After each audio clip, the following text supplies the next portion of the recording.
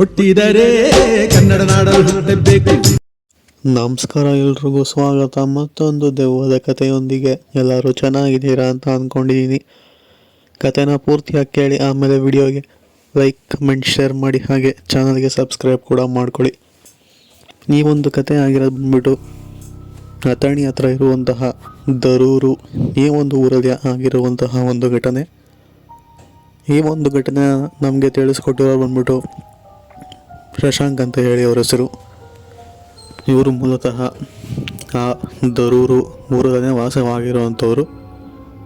So ಇವರು ಮತ್ತು ಇವರ ಸ್ನೇಹಿತರು ಹೀಗೆ ರಾತ್ರಿ ಸಮಯದಲ್ಲಿ ಗ್ರೌಂಡ್ನಲ್ಲಿ ವಾಲಿಬಾಲ್ ಆಡಬೇಕಾದ್ರೆ ಆದಂತಹ ಒಂದು ಘಟನೆ ಅವರು ನಮಗೆ ತಿಳಿಸ್ಕೊಟ್ಟಿರುವಂಥದ್ದು. ಅಂದರೆ ಆ ಒಂದು ಊರುಗಳಲ್ಲಿ ವಾಲಿಬಾಲ್ ಟೂರ್ನಮೆಂಟ್ಗಳು ನಡೆಸ್ತಿದ್ದ ಕಾರಣ ಸೊ ಇವರು ಊರವರೆಲ್ಲ ಒಂದು ಟೀಮ್ ಮಾಡಿಕೊಂಡು ವಾಲಿಬಾಲ್ ಆಡೋಣ ಅಂತ ಹೇಳಿ ಸಮಯ ಒಂದು 6 ಗಂಟೆಯಿಂದ 7 ಗಂಟೆ ಇರ್ಬೋದೇನೋ. ಆ ಸಮಯದಲ್ಲಿ ಆ ದರೂರು ಊರಲ್ಲಿ ಒಂದು ಖಾಲಿ ಜಾಗ ಇರುತ್ತೆ. ಸೊ ಅಲ್ಲೇ ನೆಟ್ಟೆಲ್ಲ ಹಾಕ್ಕೊಂಡು ಪ್ರಾಕ್ಟೀಸ್ ಮಾಡೋಕ್ಕೆ ಅಂತ ಹೇಳಿ ವಾಲಿಬಾಲ್ನ ಅಲ್ಲಿ ಹೋಗಿರ್ತಾರೆ ಎಲ್ಲರೂ ಕೂಡ. ಸೊ ಆವಾಗ ಆಡ್ತಾ ಟೈಮು ಹೋಗೋದೇ ಗೊತ್ತಾಗಿಲ್ಲ. ತುಂಬಾ ಪ್ರಾಕ್ಟೀಸ್ ಮಾಡ್ತಾ ಇರ್ತಾರೆ. ಸಮಯ ಒಂದು 8ರಿಂದ 8:30 ಆಗುತ್ತೆ. ಆಮೇಲೆ ಒಬ್ಬೊಬ್ಬರನ್ನೇ ಮನೆಗೆ ಹೋಗ್ತಾರೆ. ಸೊ ಅದರಲ್ಲಿ ಈ ಶಶಾಂಕ್ ಮತ್ತು ಇನ್ನೊಬ್ಬರು ಸ್ನೇಹಿತರ ಹೆಸರು ಬಂದ್ಬಿಟ್ಟು ಕುಮಾರ್ ಅಂತ ಹೇಳಿ. ಸೊ ಇವರಿಬ್ಬರು ಮಾತ್ರ ಆ ಒಂದು ಗ್ರೌಂಡ್ನಲ್ಲೇ ಸ್ವಲ್ಪ ಹೊತ್ತು ಸುಧಾರಿಸ್ಕೊಂಡು ಹೇಗಿದ್ರು ಊರಲ್ಲೇ ಇದೀವಲ್ಲ ಒಂದು ಸ್ವಲ್ಪ ಹೊತ್ತು ಲೇಟಾಗೆ ಹೋಗೋಣ ಮನೆಗೆ ಅಂತ ಹೇಳಿ ಆ ಒಂದು ಗ್ರೌಂಡ್ನಲ್ಲೇ ಕೂತ್ಕೊಂಡು ಮಾತಾಡ್ತಾ ಇರ್ತಾರೆ. ಸೊ ಟೂರ್ನಮೆಂಟ್ ಬಗ್ಗೆ ಪ್ಲ್ಯಾನಿಂಗ್ಗಳನ್ನ ಮಾಡ್ಕೊತಾ ಇರ್ತಾರೆ. ಅದೇ ಸಮಯದಲ್ಲಿ ಆ ಒಂದು ಗ್ರೌಂಡ್ ಏನಿದೆಯಲ್ಲ ಸೊ ಅಲ್ಲಿ ಯಾರೂ ಕೂಡ ಇರೋದಿಲ್ಲ.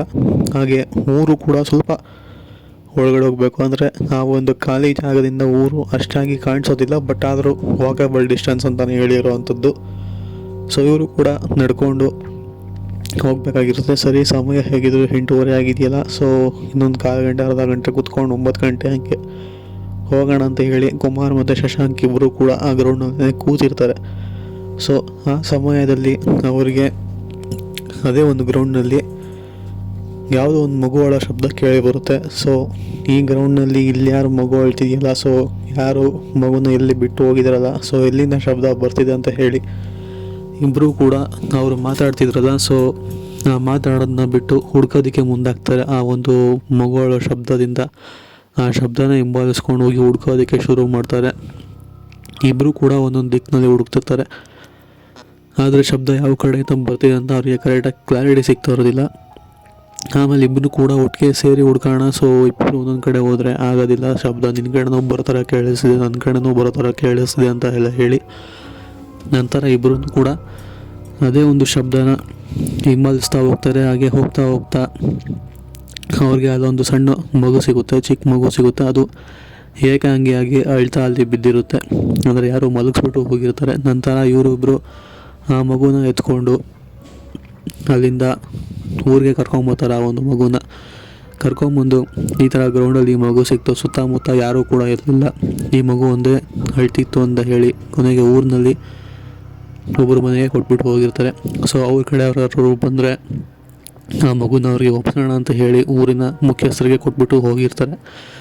ಇದಾಗಿ ನೆಕ್ಸ್ಟ್ ದಿವಸ ಮತ್ತೆ ಗ್ರೌಂಡಲ್ಲಿ ಪ್ರಾಕ್ಟೀಸ್ ಮಾಡೋದಕ್ಕೆ ಎಲ್ಲ ಬರ್ತಾರೆ. ಸೊ ಅದೇ ಸಮಯದಲ್ಲಿ ಯಾರಾದರೂ ಬರ್ಬೋದೇನೋ ಆ ಗ್ರೌಂಡ್ ಹತ್ರ ಮಗು ಬಿಟ್ಟು ಹೋಗಿರೋದ್ರಿಂದ ಕೇಳೋಕ್ಕೆ ಅಂತ ಹೇಳಿ ಊರಿನ ದೊಡ್ಡವರು ಕೂಡ ಬಂದಿರ್ತಾರೆ. ಅಂದರೆ ಊರಿನಲ್ಲಿ ಸ್ವಲ್ಪ ದೊಡ್ಡವರು ಇರ್ತಾರಲ್ಲ, ಸೊ ಅವರು ಕೂಡ ಬಂದಿರ್ತಾರೆ. ಅದೇ ಸಮಯದಲ್ಲಿ ಹೀಗೆ ಮತ್ತೆ ವಾಲಿಬಾಲ್ ಪ್ರಾಕ್ಟೀಸ್ ಸ್ಟಾರ್ಟ್ ಮಾಡ್ತಾರೆ. ಪುನಃ ಎಲ್ಲ ಕೂಡ ವಾಪಸ್ ಮನೆಗೆ ಹೋಗ್ತಾರೆ ಪ್ರಾಕ್ಟೀಸ್ನ ಮುಗಿಸ್ಕೊಂಡು. ಬಟ್ ಅವ್ರ ಮಗುನ ಕೇಳೋದಕ್ಕೆ ಯಾರೂ ಕೂಡ ಬರೋದಿಲ್ಲ. ಸೊ ಈ ಸಲ ಶಶಾಂಕ್ ಮತ್ತು ಈ ಒಂದು ಕುಮಾರ್ ಅಂತ ಇದ್ದಾರಲ್ಲ, ಮತ್ತೆ ಇವರಿಬ್ಬರು ಅಲ್ಲೇ ಉಳ್ಕೊತಾರೆ. ಸೊ ಎಲ್ಲಿ ಆ ಮಗು ಸಿಗ್ತಲ್ಲ ಮತ್ತೊಮ್ಮೆ ಅಲ್ಲೇ ಹೋಗಿ ಹುಡ್ಕೋಣ, ಮೋಸ್ಟ್ಲಿ ಯಾರಾದ್ರೂ ಇರ್ಬೋದೇನೋ ಸ್ವಲ್ಪ ಮುಂದೆ ಹೋಗೆಲ್ಲ ಹುಡ್ಕೋಣ ಅಂತ ಹೇಳಿ ಇಬ್ಬರು ಮೊಬೈಲ್ನ ಟಾರ್ಚ್ ಆನ್ ಮಾಡಿಕೊಂಡು ಮುಂದೆ ಎಲ್ಲ ಹೋಗಿ ಹುಡುಕ್ತಾರೆ. ಬಟ್ ಅಲ್ಲಿ ಯಾರು ಕೂಡ ಸಿಗೋದಿಲ್ಲ. ಹಾಗೆ ಇದ್ದಕ್ಕಿದ್ದಂಗೆ ಪುನಃ ವಾಪಸ್ ನಡ್ಕೊಂಬರ್ಬೇಕಾದ್ರೆ ಇನ್ನೊಬ್ಬರು ಧ್ವನಿ ಕೇಳಿಸುತ್ತೆ, ಜೋರಾಗಿ ಅಳ್ತಿರೋ ಥರ. ಅಂದರೆ ತುಂಬಾ ಜೋರಾಗಿ ಅಳ್ತಿರ್ತಾರೆ. ಒಂದು ಹೆಂಗಸು ಅಳ್ತಿರೋ ಥರ ಶಬ್ದ ಕೇಳಿಸುತ್ತೆ. ಸೊ ಇವರು ಕೂಡ ಮೋಸ್ಟ್ಲಿ ಇದು ಯಾರು ಇರ್ಬೋದೇನೋ ಅಂತ ಹೇಳಿ ಮತ್ತು ಅಳ ಶಬ್ದನೇ ಹಿಂಬಾಲಿಸ್ಕೊಳ್ತಾ ಹೋಗ್ತಾರೆ. ಬಟ್ ಅವ್ರಿಗೆ ಯಾರೂ ಕೂಡ ಕಾಣಿಸೋದಿಲ್ಲ. ಸೊ ಅದಾದಮೇಲೆ ಇಲ್ಲಿ ಯಾರೂ ಕೂಡ ಇಲ್ಲ. ಆದರೂ ಅಳ ಶಬ್ದ ಕೇಳಿಸ್ತಿದ್ದಿಲ್ಲ. ಮೋಸ್ಟ್ಲಿ ನಮ್ಮ ಕಣ್ಣು ಕಾಣಿಸ್ತಿದ್ದೇನೋ, ಬೆಳಕಲ್ಲಿ ಬಂದು ಹುಡ್ಕೋಣ ಅಂತ ಹೇಳಿ ಅಲ್ಲಿಂದ ಇಬ್ಬರು ಕೂಡ ಬರ್ತಿರ್ತಾರೆ. ಬಟ್ ಆ ಸಮಯದಲ್ಲಿನೇ ಅವರಿಬ್ಬರಿಗೂ ಕೂಡ ಹಿಂದೆಯಿಂದ ಯಾರೋ ಜೋರಾಗಿ ಕೈಯಲ್ಲಿ ಹೊಡೆದ ರೀತಿಯಲ್ಲಿ ಬಸವಾಗುತ್ತೆ ಬೆನ್ನಿಗೆನೆ. ಸೊ ಹಿಂದೆ ತಿರುಗಿ ನೋಡ್ತಾರೆ, ಯಾರೂ ಕೂಡ ಇರೋದಿಲ್ಲ. ಬಟ್ ಬೆನ್ನ ಮೇಲೆ ಮಾರ್ಕ್ ಬಿದ್ದಿರುತ್ತೆ. ಇಬ್ರಿಗೂ ಕೂಡ ಅಟ್ ಎ ಟೈಮ್ ಒಂದೇ ಕೈಯಲ್ಲಿ ಹೊಡೆದಿರೋ ಥರ ಮಾರ್ಕ್ ಬಿದ್ದಿರುತ್ತೆ. ಸೊ ಇಲ್ಲಿ ನೋಡಿದ್ರೆ ಹಿಂದೆ ಯಾರೂ ಇಲ್ಲ, ಯಾರು ನಮ್ಗೆ ಹೊಡೆದಿದ್ದು ಅಂತ ಇವರು ಕೂಡ ಜೋರು ಮಾಡೋದಕ್ಕೆ ಶುರು ಮಾಡ್ತಾರೆ. ಬಟ್ ಅಲ್ಲಿ ಯಾರೂ ಕೂಡ ಕಾಣಿಸೋದಿಲ್ಲ. ಅದಾದಮೇಲೆ ನನ್ನ ಮಗು ಅಂತ ಹೇಳಿ ಶಬ್ದ ಜೋರಾಗಿ ಇನ್ನೂ ಕೇಳಿ ಬರುತ್ತೆ. ಅದಾದಮೇಲೆ ಬನ್ನಿ ನಿಮ್ಮ ಮಗು ಇಲ್ಲೇ ಇದೆ, ನಿಮಗೆ ಕೊಡ್ತೀವಿ ಅಂತ ಇವರು ಕೂಡ ಜೋರಾಗಿ ಕಿರಿಚ್ತಾರೆ. ಬಟ್ ಆ ಕಡೆಯಿಂದ ಏನೂ ಕೂಡ ಯಾರೂ ಕೂಡ ಆಪೋಸಿಟಾಗಿ ನಡ್ಕೊಂಬರೋದಿಲ್ಲ. ಇದಾದಮೇಲೆ ಊರಿನ ದೊಡ್ಡವ್ರನ್ನ ಕರೆದ್ಬಿಟ್ಟು ನೋಡಿ ಈ ಥರ ಎಲ್ಲ ಆಗ್ತಿದೆ ಅಂತ ಹೇಳಿ ತೋರಿಸ್ತಾರೆ. ಅವ್ರಿಗೂ ಕೂಡ ಆ ಒಂದು ಶಬ್ದ ಕೇಳಿ ಬರುತ್ತೆ. ಅವರು ಕೂಡ ಅಲ್ಲಿ ಪೂಜಾರಿ ಇರ್ತಾರಲ್ಲ, ಸೊ ಅವ್ರನ್ನ ಕರ್ಕೊಂಬಂದು ಇಲ್ಲೇನಾಗ್ತಿದೆ ನೋಡಿ, ಇಲ್ಲಿ ಯಾರು ಕೂಡ ಬರ್ತಿಲ್ಲ ಅಂತ ಹೇಳಿ ಅವ್ರ ಹತ್ರ ಮಾತಾಡಿಸಿದಾಗ ಸೊ ಅವರು ಕೂಡ ಸ್ವಲ್ಪ ಪೂಜೆ ಗೀಜೆ ಎಲ್ಲ ಮಾಡಿ ನೋಡ್ತಾರಲ್ಲಿ. ಆವಾಗ ಅವ್ರಿಗೆ ಗೊತ್ತಾಗುವಂಥದ್ದು, ಸೊ ಇದು ಮಗು ಇಲ್ಲಿ ಯಾರಿಗೂ ಸಂಬಂಧಪಟ್ಟಿರೋದಲ್ಲ, ಇದನ್ನು ಯಾರೂ ಇಲ್ಲಿ ಬಿಟ್ಟು ಹೋಗಿರೋದು. ಬಟ್ ಇದನ್ನು ಹಿಂಬಾಲಿಸ್ತಾ ಯಾವುದೋ ಒಂದು ಗಾಳಿ ಬಂದಿದೆ, ಇದು ಯಾವುದೇ ರೀತಿಯ ಮಗುಗೆ ಸಂಬಂಧಪಟ್ಟಿರುವಂತಹ ವ್ಯಕ್ತಿಯ ಗಾಳಿನೇ ಇರಬೇಕು. ನೀವು ಆ ಮಗುಗೆ ತೊಂದರೆ ಕೊಡ್ತಿದ್ದೀರಾ ಅಂದ್ಕೊಂಡು ಸೊ ಅದು ನಿಮ್ಮನ್ನ ಈ ಥರ ಟಾರ್ಚರ್ ಕೊಡ್ತಿದೆ, ಇಲ್ಲಿ ಅಳೋ ಥರ ಎಲ್ಲ ಶಬ್ದ ಮಾಡ್ತಿದೆ. ಸೊ ನೀವು ಆದಷ್ಟು ಆ ಮಗುನ ಚೆನ್ನಾಗಿ ನೋಡ್ಕೊಳ್ಳೋದಕ್ಕೆ ಪ್ರಯತ್ನ ಪಡಿ. ಅದರಿಂದ ಇದು ಕೂಡ ಈ ಒಂದು ಗಾಳಿನೂ ಕೂಡ ಖುಷಿಯಾಗಿರುತ್ತೆ ಅಂತ ಹೇಳಿ ಆ ಒಂದು ಪೂಜಾರು ಅಲ್ಲಿಂದ ಹೋಗ್ತಾರೆ.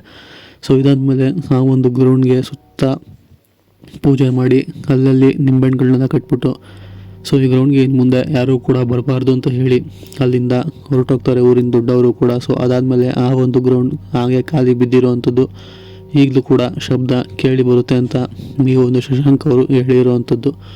ಸೊ ಇದು ಆ್ಯಕ್ಚುಲಿ ನಡೆದಿರುವಂತಹ ಒಂದು ಸತ್ಯ ಘಟನೆ. ಇಷ್ಟ ಆಗಿದೆ ಅಂತ ಅಂದ್ಕೊಂಡಿದ್ದೀನಿ. ಸೊ ಸಿಗೋಣ ಮತ್ತೊಂದು ದೆವ್ವದ ಕಥೆಯೊಂದಿಗೆ. ಅಲ್ಲಿವರೆಗೂ take care, good bye friends.